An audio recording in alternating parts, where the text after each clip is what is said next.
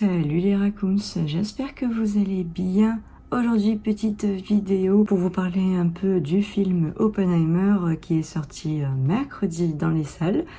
Je suis allée voir du coup Oppenheimer mercredi et en même temps je suis allée voir Barbie le soir. Voilà, j'ai fait deux films en une journée, mais en même temps les deux films que j'attendais sont sortis le même jour.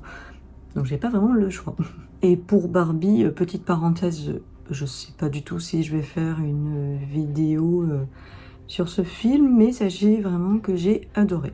Voilà. Oppenheimer, c'est d'abord un film que j'attends depuis très longtemps, depuis que Nolan a annoncé qu'il allait faire un film sur Oppenheimer. Déjà, j'étais très emballée.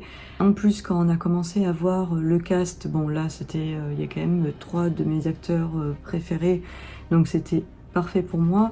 En plus, ça parle d'un sujet qui se passe pendant la Seconde Guerre mondiale, donc là, c'est encore mieux. En plus, je sais que mon film préféré de Nolan, c'est Dunkerque, qui se passe pendant la Seconde Guerre mondiale. Donc je me suis dit, là vraiment, je pense que ça va être un très bon film, même si on avait juste le titre, on savait sur qui ça allait parler, mais c'est tout, on n'avait pas grand-chose. Cillian Murphy joue du coup Robert Oppenheimer, c'est un de mes acteurs préférés, voilà.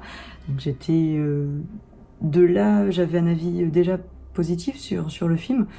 Même s'il n'était pas encore sorti, mais j'étais assez optimiste. Donc, le film retrace la vie de Robert Oppenheimer, appelle aussi le père de la bombe. 3 heures de film, c'est vrai que ça peut paraître long, mais moi vraiment, j'ai pas vu le temps passer, pas une seule fois. Vraiment, autant le dernier film que j'ai vu aussi long, c'était Babylone. Lui, je sais que évidemment, j'ai regardé ma montre parce que bon, c'était un peu long et tout. Il était bien ce film, mais je trouve sans plus, quoi. Ça m'a pas vraiment emporté. Et du coup, là, c'est 3 heures de film découpés en plusieurs morceaux bien distincts. Et ces morceaux, on va dire, se découpent, on va dire, en 2 parties. La première, c'est la création de la bombe. Et la deuxième, c'est l'impact qu'elle a eu sur Oppenheimer déjà. En première partie, on nous présente plein de personnages, dont Oppenheimer, parce que c'est un peu son film, et comment on arrive à la bombe. Voilà. Parce que c'est vrai qu'au début, on pense qu'ils sont en train de faire la bombe, mais de base, ils se disent « Tiens, on a fait ça, on va faire la bombe, en fait. » Voilà. Le film est assez calme, hein, on va dire, pendant cette première partie, jusqu'à l'arrivée de Matt Damon qui joue le lieutenant Groves. À partir de là, on a un enchaînement de beaucoup de choses. Quand il rencontre Oppenheimer, quand il dit du coup ils vont construire carrément une ville secrète où ils vont construire un gadget, comme ils appellent ça, donc ce sera à Los Alamos. Et à partir de là, c'est un enchaînement de pas mal de choses, mais c'est encore un peu calme quand même. À partir du moment où là, on arrive à la deuxième partie. À partir du moment où ils construisent la bombe, le squelette, on va dire, je sais pas trop comment l'appeler, mais la forme de la bombe. À partir de là, jusqu'à qu'ils disent bon, ça sera à telle heure qu'on fait ça, et cet enchaînement, ça a commencé à être un peu stressant. J'avoue que ce moment-là, ça m'a un peu stressée. Et par contre, quand on commence à mettre la bombe en haut là, sur la tour, et qu'il y a cette musique, vous savez, les violons en plus qui s'excitent là, ça aide pas du tout. Vraiment, je crois que c'est la première fois de ma vie dans une salle que j'ai été autant stressée. Pourtant, j'adore les films d'horreur et tout ça, mais là vraiment, j'étais vraiment super stressée. J'arrivais pas à tenir en place. En fait, j'avais l'impression, surtout pendant le compte à rebours. Vraiment, le compte à rebours, ça, c'était vraiment le summum du stress. Vraiment, ça. J'avais l'impression, en fait, je vivais, je pense que ça, c'était une impression que beaucoup de gens ont eu. Je vivais le truc, en fait. Quand ils ont fait le compte à rebours avec vraiment cette musique hyper stressante et tout, je me suis dit, on va exploser, en fait. Enfin, c'était vraiment bizarre comme sensation. Et c'est vrai que ce compte à rebours jusqu'au 0 et quand la bombe est lâchée, les gens ont été, je sais, il y a beaucoup de gens qui ont été déçus de pas avoir entendu l'explosion de la bombe. Moi, personnellement, ça me dérange pas du tout, au contraire.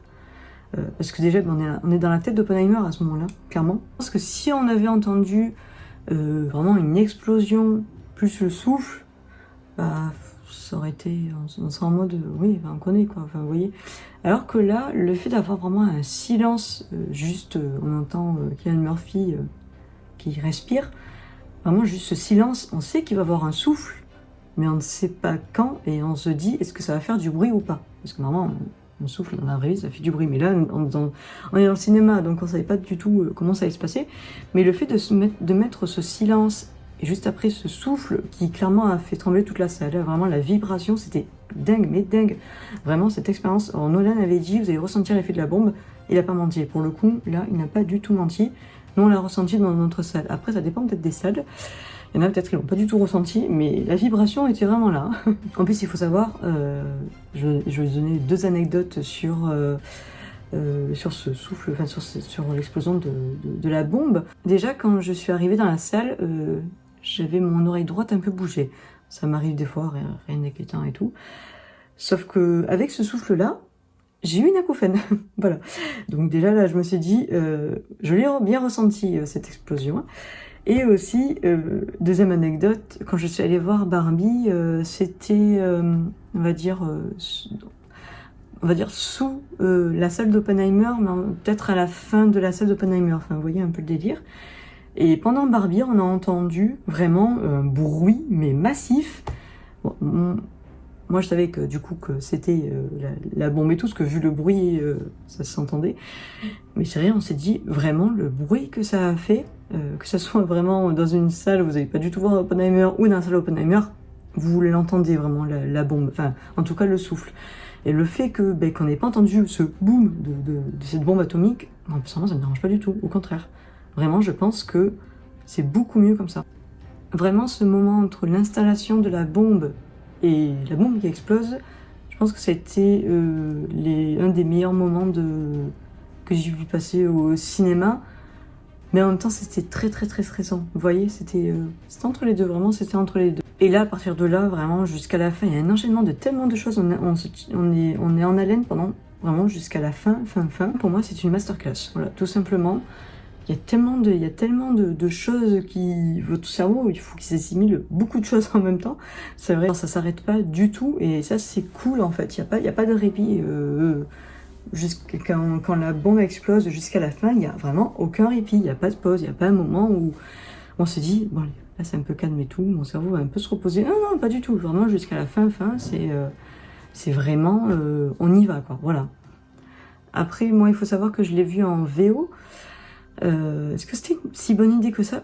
Peut-être pas pour la première fois, parce que en fait en VO, si vous ratez juste une phrase ou un mot, là c'est mort, en fait vous comprenez pas grand chose, et en plus il y avait beaucoup de personnages. En fait Nolan a introduit beaucoup de personnages, et des fois t'es en mode en fait qui sait, on peut avoir enfin des fois on se dit à quoi ressemble la personne, qui sait, et il y a beaucoup de personnages, donc c'est vrai que là on était un peu perdu par rapport à ça. Comme j'ai dit, vu que c'est en VO, si vous loupez ne serait-ce qu'un mot ou une phrase, vu que ça a des termes physiques, la matière bien sûr, vous êtes vite perdu. Je vais le revoir bien sûr plusieurs fois, hein, voilà, c'est prévu. De toute façon, quand je suis sortie de la salle, je me suis dit, il faut vraiment que j'aille le revoir, parce que ce film, il m'a... quand le film s'est terminé, autant Barbie, les gens ont applaudi, les gens vraiment, ils étaient super contents, ils ont déjà... Vous savez, quand vous finissez un film pendant le générique, vous tournez toujours vers la personne en disant « Bon, c'était bien », vous commencez déjà à faire votre débriefing, là. Et c'est vrai qu'Oppenheimer, quand le film s'est terminé, il y a eu un silence. Je crois que les gens, ils sont en mode « Qu'est-ce qu'on vient de regarder ?» Mais voilà, j'ai vraiment adoré ce film. C'est vrai que Nolan m'a presque jamais déçu, on va dire. À part, après, parce que c'est moi, mais genre, il y a un Batman que j'aime pas trop, parce que c'est Batman, et j'apprécie pas trop les Batman, à part celui avec Heath Ledger, vraiment celui-là parce que c'est Heath Ledger, mais sinon, voilà. Mais après les Nolan, j'aime beaucoup les Nolan. Mon film préféré, du coup, c'est Dunkerque, qui est un film, on va dire, historique. Et là aussi, c'est un biopic, film historique. Donc Nolan, s'il veut continuer dans cette lancée-là avec ce genre de film, mais qu'il y aille, en fait. Moi, il n'y a pas de problème, hein, j'irai voir son film. Vraiment, aucun problème. Après, si vous avez vu le film Oppenheimer, et que ça vous intéresse un peu plus cette histoire sur la bombe atomique, je vous conseille le film La Bombe sur Arte. Et aussi pour les personnes qui veulent, avant d'aller voir le film, vous pouvez voir ce documentaire. Bon, du coup ça va carrément vous spoiler le film, mais je trouve que c'est très intéressant ce documentaire parce qu'au moins comme ça vous avez vraiment les personnages en tête. Vraiment, il y a plein de personnages dans le film et tout qu'on se dit mais c'est qui lui déjà. Mais vraiment ce documentaire sur Arte, vraiment regardez-le si ça vous intéresse, il est très très intéressant. Enfin voilà, c'était mon avis sur Oppenheimer. Voilà, c'était une très belle expérience que je vais revivre très bientôt. Dites-moi en commentaire si vous avez vu le film, dites-moi si vous l'avez apprécié, et sinon, dites-moi si vous allez le voir. Voilà. Nous, en tout cas, on se retrouve très bientôt. Salut tout le monde!